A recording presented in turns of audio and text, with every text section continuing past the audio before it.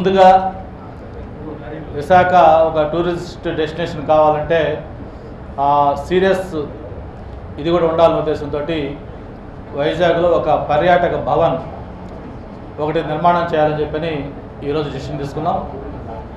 ఒక 1 వీక్ 10 డేస్లో రెవెన్యూ వాళ్ళు ఒక 4-5 సైట్స్ ప్రపోజ్ చేశారు.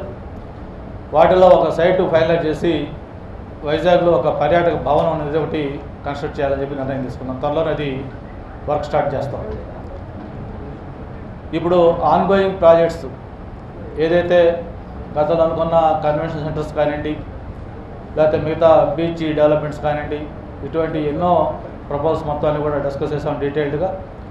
వాటితో పాటు కొన్ని స్పెషల్ అట్రాక్షన్స్, కైలాసగిరి కొండపైన ఒక సోలార్ ట్రీ పేరుతోటి ఒక 100 ఫీటు హైట్ వచ్చే విధంగా, ఎలాగైతే ఒక ఈఫిల్ టవర్, అలాగే మలేషియాలో కోలాలంపూర్ టవర్ ఇటువంటివి ఉన్నాయో అటువంటి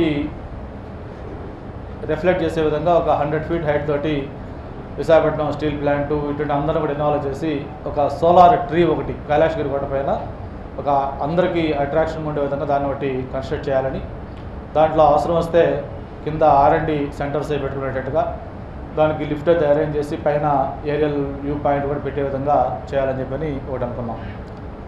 దాంతోపాటు అల్లూరి సీతారామరాజు గారి బర్త్ ప్లేస్ ఏదైతే పద్మనాభ మండలం పాండ్రంగి గ్రామం ఉందో అక్కడ ఒక 25 లక్షల రూపాయలతోటి ఒక మెమోరియల్ పార్క్ ఒకటి డెవలప్ చేయడం కోసం దాన్ని కూడా ఫైనలైజ్ చేస్తాం. దానికి త్వరలోనే వర్క్స్ కూడా స్టార్ట్ చేయాలనుకుంటున్నాం.